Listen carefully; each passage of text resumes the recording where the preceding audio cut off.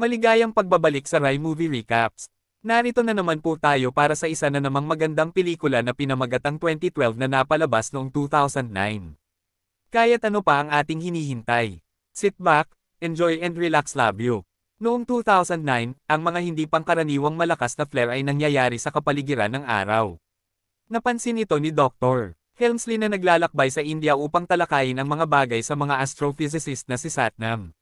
Magkasama silang bumisita sa isang minahan ng tanso kung saan gumagamit sila ng elevator na nagdadala sa kanila ng 11,000 talampakan sa ilalim ng lupa sa lab ng minahan. Ipinakita ni Satnam kay Helmsley na ang kasalukuyang mga solar flare ang pinakamalaki sa kasaysayan at nagiging sanhi ng pag-init ng core ng lupa na pinatunayan niya sa pamamagitan ng pagbubukas ng tangke na puno ng kumukulong tubig sa lupa. Natatakot sa isang pandaigdigang sakuna. Si Helmsley ay nagmamadaling bumalik sa USA upang matakpan ang isang mahalagang gala at iulat ang isyu kay Anheuser, ang pinuno ng Administrasyong Pampanguluhan. Pagkalipas ng 6 na buwan noong 2010, sinabi ni US President Wilson sa G8 Summit tungkol sa paparating na katapusan ng mundo. Ang impormasyon ay hindi nakakarating sa pangkalahatang publiko, ngunit ang pinakamakapangyarihang tao sa mundo ay nagsimulang gumawa ng mga plano sa Tibetan Valley. Nagsisimula silang magtayo ng malalaking ark ship para sa mga piling tao, ngunit sinabi nila sa mga lokal na gumagawa sila ng dam. Inilipat nila ang sinumang hindi makapagtrabaho at tanging mga taong may ilang partikular na kasanayan ang pinapayagang manatili. Noong 2011, ang mga tiket ng ark ay ibinebenta sa mga piling tao sa halagang €1 bilyong bawat isa. Sa Louvre, nakipagpulong ang anak na babae ni Wilson na si Laura sa direktor ng museo upang palitan ang Mona Lisa ng isang peking at protektahan ito mula sa mga panatiko. Noong 2012, hindi pa rin alam ng pangkalahatang publiko ang katotohanan, ngunit ang mga newscast ay nagsimulang mag-usap tungkol sa kalendaryong Mayan at kung gaano karaming tao ang naniniwala na ang katapusan ng mundo ay darating sa punto kung saan sila ay nagde-delete sa sarili sa mga grupo. Lumilitaw ang mga bitik sa mga kalye ng California, ngunit walang sino man ang sineseryoso ang mga ito. Sinisisi sila sa isang maliit na lindol sa daungan. Naalarma ang mga pasahero ng isang cruise nang medyo lumubog ang barko sa tubig.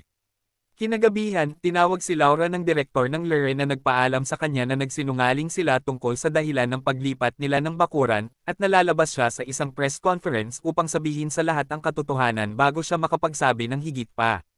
Biglang sumabog ang kanyang sasakyan at napatay siya sa White House. Ipinalam ni Helmsley at Anheuser kay Wilson na mali ang kanilang mga kalkulasyon at ang katapusan ng mundo ay darating ng mas mabilis kaysa sa inaasahan nila. Nagambala sila ni Laura na gustong malaman kung bakit pakunwari ang organisasyong pinagtatrabahuan niya. Walang choice si Wilson kundi sabihin sa kanya ang totoo. Samantala, dinadala ni Jackson ang kanyang mga anak sa isang family trip sa Yellowstone. Nagulat sila nang makita ang isang grupo ng mga helicopter na lumilipad at ang lugar ng lawa ay nabakuran, ngunit hindi nila pinapansin ang mga palatandaan ng babala at umakyat na lamang dito. Nang makarating sila sa lawa, laking gulat nila nang matuklasan nila na natuyo na ito at may mga patay na hayop sa paligid nito. Habang ang isang kakaibang lalaki na tinatawag na Charlie ay lihim na nanunood sa kanila mula sa kagubatan, dumating ang militar at dinala ang pamilya sa kanilang base. Sinabi ni Helmsley kay Jackson na ang kanilang mga geologist ay nagsisiyasat kung ano ang nangyari sa lawa at ang lugar ay hindi matatag. Kaya dapat kunin ni Jackson ang mga bata pagkatapos umalis ng pamilya. Tumawag si Helmsley kay Satnam na nagpaalam sa kanya na kailangan niyang ISIL ang minahan at nakakatanggap siya ng katulad na data mula sa ibang mga bansa. Nagsimula ng mag-destabilize ang crust ng Earth, kaya dapat magsimula na ang evacuation. Si Jackson at ang kanyang mga anak ay pumunta sa isang kampong area para lamang ma-corner ni Charlie na gustong malaman kung ano ang sinasabi at pinagtatawanan ng mga siyentipiko. Ang sagot ay kung alam niyang kasinungalingan iyon. Sa gabi, napansin ni Jackson na nagbo-broadcast si Charlie mula sa kanyang van at nakikinig sa kanyang palabas sa radyo kung saan pinag-uusapan niya ang paparating na apocalypse. Nagpasya si Jackson na lapitan si Charlie para sa higit pang mga detalye at ipinakita sa kanya ni Charlie ang isang hanggal na animation tungkol sa propesya ng Mayan. Nang manatiling nag-aalinlangan si Jackson na maaaring itago ang ganoong malaking lihim, ipinaliwanag ni Charlie na ang sinumang sumubok na sabihin sa publiko ang katotohanang iyon ay namatay, na pinatunayan niya sa isang grupo ng mga artikulo sa pahayagan. Napansin ni Jackson na ang isang propesor na dati niyang katrabaho ay namatay 2 buwan na ang nakalipas, at sinabi ni Charlie na ang propesor na ito ay nagpadala sa kanya ng isang mapa na may lokasyon ng mga sasakyang pangkalawakan ng gobyerno. Ang paghahanap ng ideya ay katawa-tawa. Bumalik si Jackson sa kanyang tolda kinaumagahan. Lumalala ang mga lindol sa California, at ang isang malaking bitek sa lupa ay nagiging sanhi ng pagkahati sa isang supermarket sa dalawa. Sa kabutihang palad, walang nasaktan, ngunit ang dating asawa ni Jackson, si Kate, ay tumawag sa kanya upang hilingin sa kanya na iuwi kaagad ang mga bata.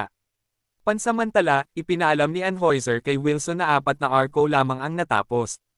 Ibig sabihin, hindi posibleng mag-save ng sapat na tao sa isang pulong kasama ang mga pinuno ng lahat ng estado.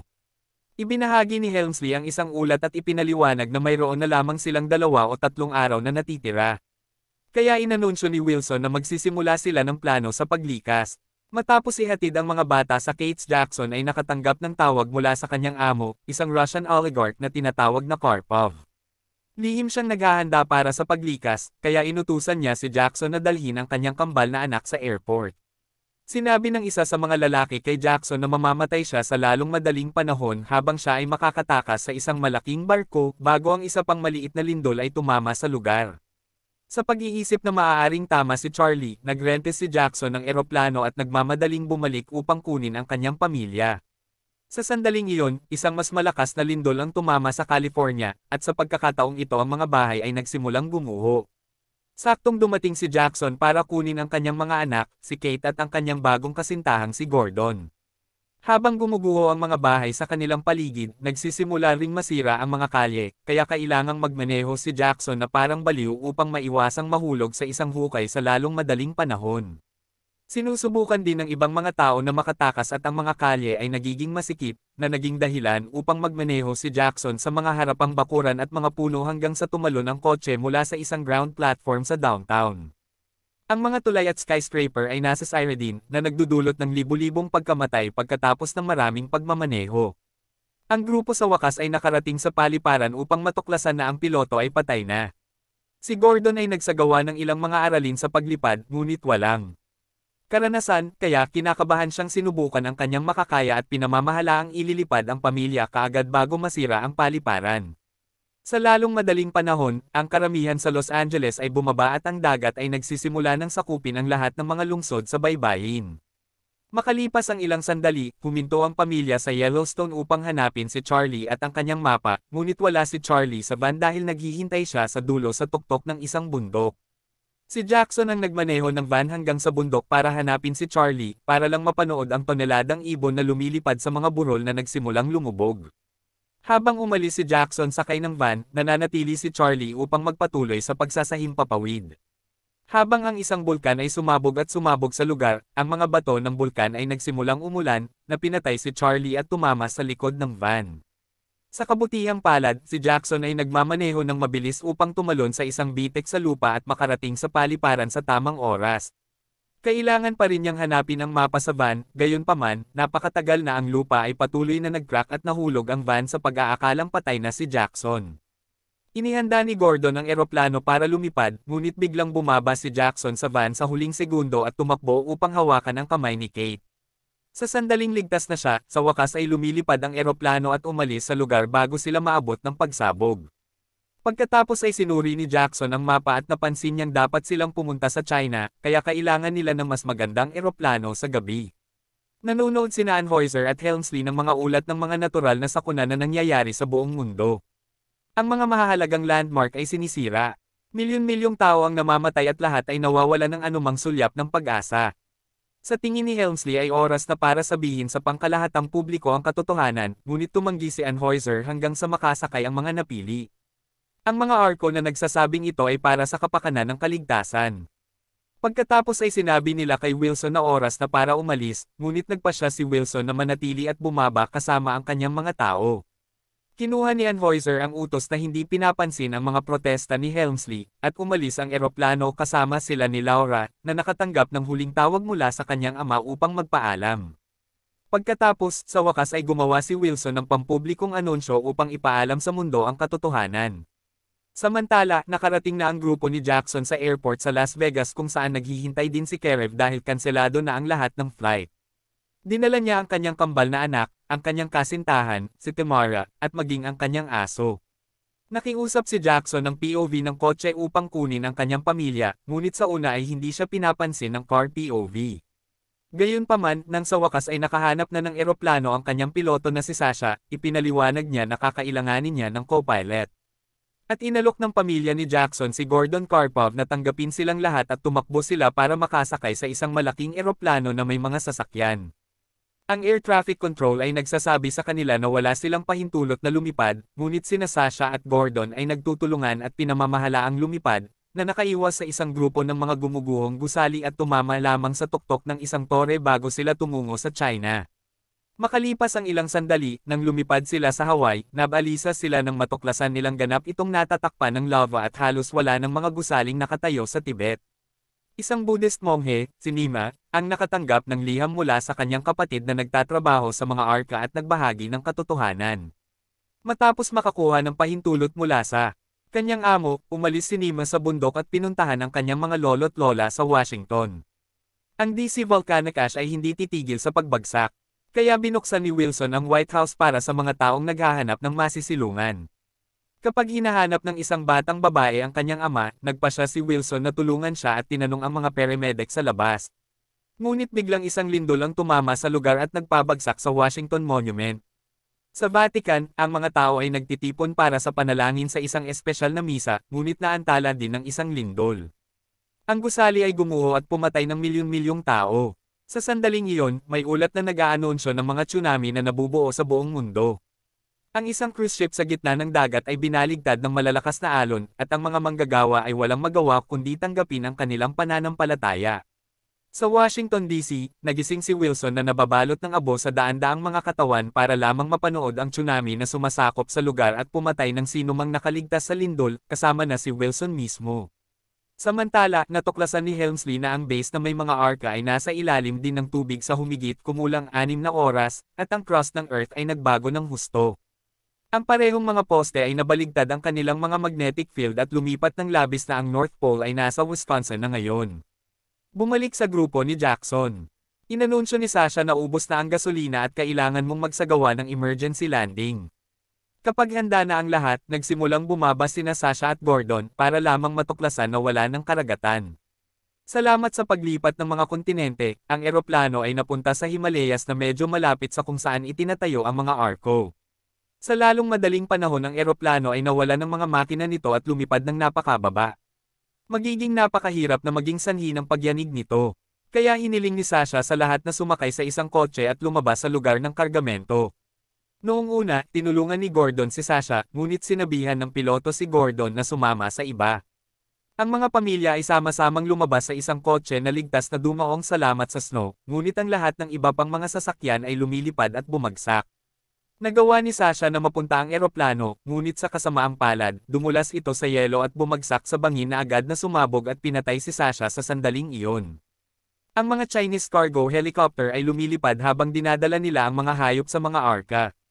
Napansin ng ilang opisyal ang mga pamilya at lupa upang iligtas sila, gayunpaman, tinatanggap lamang nila ang mga may tiket. Umalis si Kerev kasama ang kanyang mga anak at ang aso, ngunit hindi isinama si Temare dahil alam niyang niloko siya nito kasama si Sasha. Sa totoo lang, masaya siya. Patay na ang piloto. Saglit na gumagala ang grupo hanggang sa makakita sila ng truck na dumaan, kaya binato ito ni Jackson ng bato para tumigil ito. Ang driver pala ay si Nima na pumayag na sunduin sila. Samantala, dumating din ang grupo ni Helmsley sa lugar at napansin ang maraming mahahalagang tao tulad ng Queen at ng kanyang mga aso. 4 na arko lamang ang natapos, ngunit ang pangatlo ay napinsala ng mga lindol. At maraming tao tulad ni Karpov ang hindi pa pinapayagang sumakay. Naiinis sina Helmsley at Laura na matanto na sa mga mahahalagang siyentipiko, maraming mayayamang tao na walang kasanayan, ngunit wala ni isang ark worker ang nabigyan ng tiket. Nang pumasok si Helmsley sa kanyang cabin, napansin niyang 10 tao ang kasya doon, ngunit pinapabore nila ang karangyan. Sa sandaling iyon, nakatanggap siya ng tawag mula kay Satnam na walang ipinahayag na eroplano, sinundo siya gaya ng ipinangako, at papalapit na ang tsunami nito sa kanyang bayan. Kaya, nagpaalam muna siya bago mamatay kasama ang kanyang pamilya. Pagkaraan ay nagmamadaling suriin ang bagong data ng isang nanginginig na Helmsley at iniulat na mayroon lamang silang kalahating oras bago tumama ang alon sa mga arko sa labas ng base. Dumating si Nima kasama ang grupo, ngunit ang kanyang kapatid na si Tenson ay tumangging tumanggap ng sinuman maliban sa kanyang pamilya. Nakiusap si Kate sa kanila na kunin man lang ang mga bata, ngunit pinagalitan ng lola si Tenson at kinukumbinsi siyang kunin ang lahat. Naghahanda na ang mga arko para umalis. At napagtanto ng ilang tao na hindi kayang ayusin ng mga manggagawa ang nasirang barko, kaya ang mga pasahero ng arko na iyon ay naiiwan. Isang galit na car pop ang sumuntok sa isang gwardya upang makapasok sa pintuan, at agad siyang sinundan ng mga tao patungo sa pinakamalapit na Arkansas. Gayunpaman, ang barko ay lumayo sa platform na naging dahilan upang subukan ng ilang tao na tumalon. Habang ang ilang mga tao ay nahuhulog sa kanilang kamatayan. Pinamunuan ni Tenson ang grupo sa parehong arko sa pamamagitan ng isang alternatibong ligtas na landas. Napansin ni Tamara na kasama ng mga anak ni Car POV ang aso niya, kaya sumipol siya para tawagan siya. Mabilis na lumakad ang aso sa isang makitid na koneksyon at naabot ang kanyang may-ari bago magsara ang mga gate. And Tamara says bye to Car POV with the middle finger while Tenson open a secret passage inside the ark for the group. Pinagmamasdan ni Helmsley ang lahat ng mga taong bumabagsak sa platform at hindi na ito makayanan. Nakipag-ugnayan siya sa mga pinuno ng lahat ng bansa at hiniling sa kanila na buksan ang gate upang ang iba pang mga tao ay makapunta rin. Ngunit pinutol siya ni Anheuser upang ituro na mayroon na lamang silang 15 minuto bago tumama ang alon. Si Helmsley ay hindi sumuko at nagsasalita tungkol sa kung paano nila nawawala ang kanilang pagkatao. Binanggit kung ano ang nangyari kay Satnam, nang idagdag iyon ni Laura, bubuksan na sana ni Wilson ang mga gate, sumuko ang mga pinuno at pinahintulutan silang buksan ang mga gate. Sa loob ng grupo ng Ark Jackson ay nasa panganib dahil lumilibot sila sa mga mekanismo ng pag-angat na nagsisimulang gumalaw kapag bumukas ang mga gate. Sina Tenson at Gordon ay itinulak at halos hindi makahawak sa gilid, ngunit ang mga umiikot na gear ay kumukuha ng binti ng tenan. Nagmamadali si Jackson upang tulungan sila at ibinalik ang tenan. Ngunit sa kasamaang palad, nadulas si Gordon at nalaglag sa mga gears. Halos madurog din si Jackson, ngunit ang cable na ginagamit nila para kumapit ay na-stuck sa mekanismo at na-jam ito. Hindi pa lubusang nagbubukas ang gate pero sapat pa rin ito para sumugod ang mga tao sa loob. 4 na minuto na lang ang natitira bago tumama, papalapit na ang alon at inaagaw ang mga bundok kung saan tumunog si Nima Master, ang kampana ng templo bago mamatay. Nagsisimulang magsara ang mga gate, ngunit ang pulis ay nasa labas pa rin. Kaya sa huling segundo, itinapon niya ang kanyang mga anak sa arka bago siya bumagsak sa kanyang kamatayan. Dahil sa cable kanina hindi pa tuluyang nagsasara ang gate kaya hindi pa nakakaalis ang ark. Sinusuri ng mga teknisyan ang mga kamera at hinanap ang grupo ni Jackson, kaya tumakbo si Helmsley upang lutisin ang issue. Sa sandaling iyon, ang tsunami na iyon sa wakas ay tumama sa mga arko na pumatay sa lahat ng natitirang manggagawa sa base. Ang tubig ay nakapasok sa loob ng arko ni Helmsley sa pamamagitan ng bukas na pinto, at habang ang mga tao ay nataranta, ang sistema ng seguridad ay nagsimulang hamarang sa mga compartment ng paisa-isa. Ang silid na may grupo ni Jackson ay mabilis ding naselyuhan. Paghiwalayin sila at umalis, binawa ang silid. Ang masaklap pa, ang alon ay nagpapadala ng isang eroplanong bumagsak sa arka na naging dahilan upang mawalan ito ng mga suporta at mabunggo ang iba pang mga barko. Kailangan nilang i-activate ang makina para lumayo, ngunit imposibleng gawin ito nang nakabukas ang gate.